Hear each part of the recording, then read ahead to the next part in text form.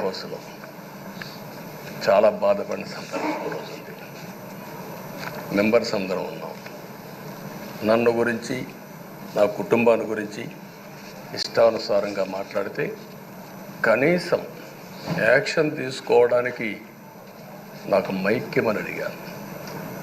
మేము నిరసన తెలియజేసి ఎడతామని మైక్ అడిగితే మైక్ ఇవ్వలేదు. ఇవ్వకుండా మీరు చూస్తే మామూలు సంఘటన కాదు.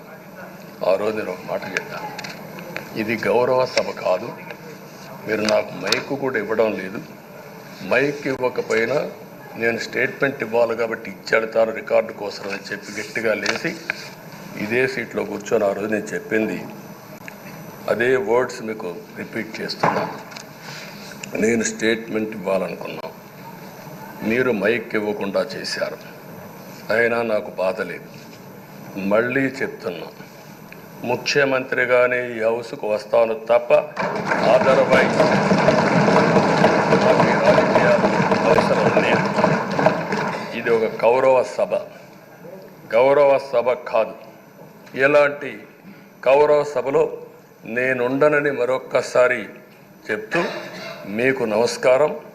ప్రజలకు విజ్ఞప్తి చేస్తున్నా, నా అవమానం మీరు అందరూ అర్థం చేసుకొని నిండు మనసుతో ఆశీర్వదించాలని కోరుతూ ఈ సభ నుంచి వాకౌట్ చేస్తున్నానని చెప్పి వాకౌట్ చేసి బయట ప్రెస్ కాన్ఫరెన్స్ పెట్టాను. ఎందుకు ఈ విషయం చెప్తున్నానంటే, నా జీవితంలో ఇది 9వసారి నేను వెళ్ళే. ఈ రాష్ట్రంలో తెలుగు జాతిలో నాకు వచ్చిన అవకాశాలు ఏ నాయకుడికి రాలేదు. 14 సంవత్సరాలు ముఖ్యమంత్రిగా పనిచేశాను. ఇప్పుడు మళ్ళీ ముఖ్యమంత్రి అయ్యాను. 15 సంవత్సరాల అపోజిషన్ పార్టీ లీడర్గా పనిచేశాను.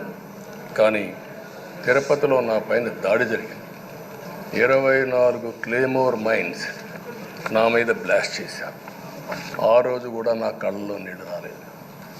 మొట్టమొదటిసారిగా ఎలాంటి సంబంధం లేని నా సతీమణి పైన ఆరోపణలు చేశారు. ఆ ఒక్కరిపైన కాదు, ఈ రాష్ట్రంలో ఆడపడుచులందరిపైన, గౌరవంగా బ్రతికే ఆడబిడ్డలందరినీ అవమానం చేయడం, సోషల్ మీడియాలో పెట్టడం, క్యారెక్టర్ అసాసినేషన్ చేయడం, ఇలాంటి చాలా సంఘటనలు జరిగాయి. దానికి పరాకాష్ఠగా ఆ రోజు శాసనసభ్యులు కానీ, కొంతమంది అయితే భవానీ శాసన సభలో సభ్యురాలుగా ఉండి ఎన్నో పోస్టింగ్స్ పెట్టే పరిస్థితికి వచ్చారు. అలాంటి సంఘటనలు చూసిన తర్వాత ఫస్ట్ టైం నా జీవితంలో ఆడబిడ్డల కోసం ఇలాంటి హననాన్ని చేశారని బాధపడుతూ కంటతడి పెట్టాను. ఆ రోజే అనుకున్నా, ఇలాంటి పార్టీ ఈ రాష్ట్రానికి అరిష్టం, ఇలాంటి వ్యక్తిత్వం ఉండకూడదు. మళ్ళీ ఈ రాష్ట్రాన్ని గౌరవ సభ చేసి హోందాగా నడిపించే వరకు నేను పనిచేస్తానని చెప్పి ఒక శపథం చేశాను. ఆ శపథం ప్రకారమే ప్రజలు గెలిపించారు, వచ్చాను.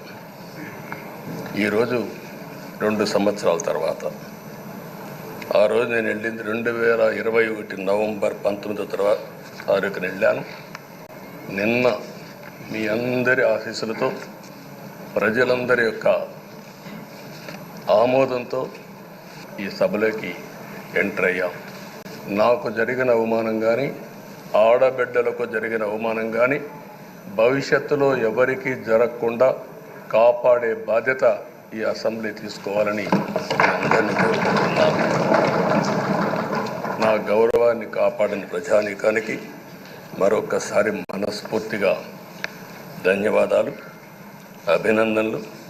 నా జీవితాంతం రుణపడి ఉంటా.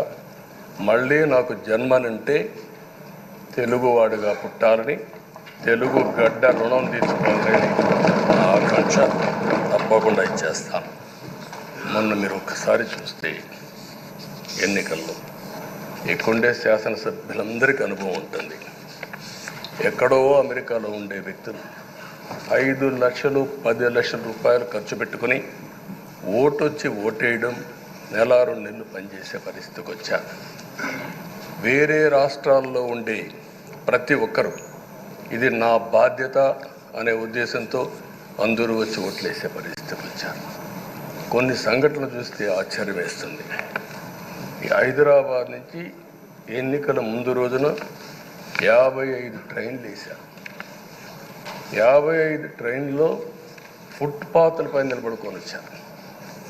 ఏసీలో ఫుల్గా, మామూలుగా ఏసీ అంటే ఒక ప్రెషర్ ఉంటుంది, ఎక్కువ మంది ఉంటే గాలి ఆడదు. అయినా కూడా లెక్క పెట్టుకోకుండా వచ్చారు. వీళ్ళందరినీ మనం పిలిస్తే రాలా, మనం ఆర్గనైజ్ చేస్తే రాలా. కానీ ప్రజలు గెలవాలి, ఈ రాష్ట్రాన్ని కాపాడుకోవాలని పిలిపించాం. ఎన్డీఏ, పవన్ కళ్యాణ్ గారు, బీజేపీ, తెలుగుదేశం ముగ్గురం కలిసి దాంతో స్పందించి పెద్ద ఎత్తున ప్రతి ఒక్కరూ మా బాధ్యతను వచ్చారు. అదే మాదిరిగా పేదవారు భోజనం తెచ్చుకొని బస్సుల్లో వచ్చి ఓటేసి మళ్ళీ వెళ్ళారు. అంటే అంత అభిమానం చూపించారు.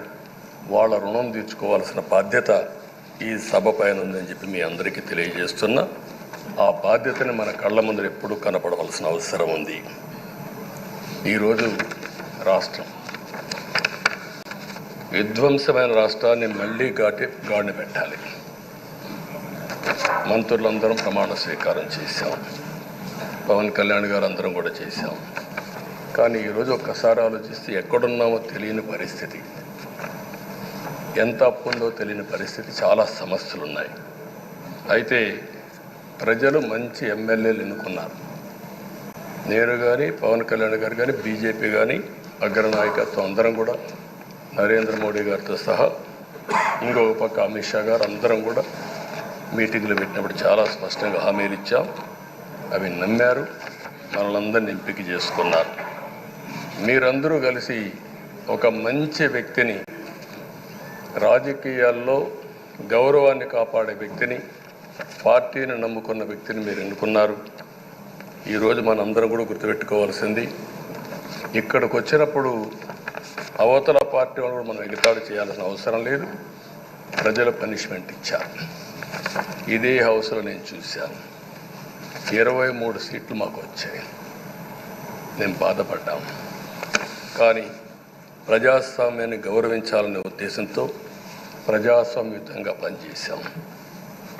23వ తారీఖు ఎన్నికల రిజల్ట్స్ వస్తే దాన్ని వక్రీకరించి 23వ తారీఖున దేవుడు రాసిన స్క్రిప్ట్ ఇది, మీకు 23 సీట్లు వచ్చాయని మాట్లాడారు.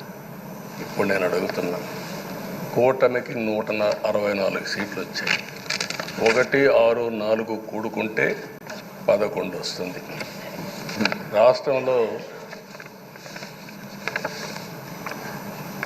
దగ్గర 1631 రోజులు అమరావతి రైతాంగం ఆడబిడ్డలు ఉద్యమం చేశారు.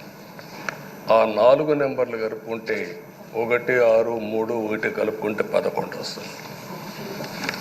అంటే ఇది కూడా భగవంతుడి స్క్రిప్ట్ అయినా కూడా నేను మాట్లాడడం లేదు, నేను కామెంట్ చేయడం లేదు. ఈరోజు ఉంటే వాళ్ళకు కూడా అర్థమయ్యేది. వాళ్ళు ఉండకుండా పోవడం అనేది వాళ్ళ పిరికితనం తప్ప ఇంకోటి కాదని చెప్పి కూడా నేను మీకు తెలియజేస్తున్నా.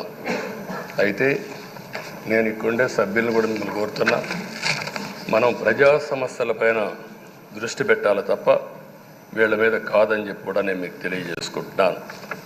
ఆ రోజు పవన్ కళ్యాణ్ గారిని అసెంబ్లీ గేటు కూడా తాకనీయం అని పెద్ద పెద్ద డైలాగులు చెప్పారు. 21 సీట్లలో పోటీ చేస్తే 21 సీట్ని గెలిపించడం,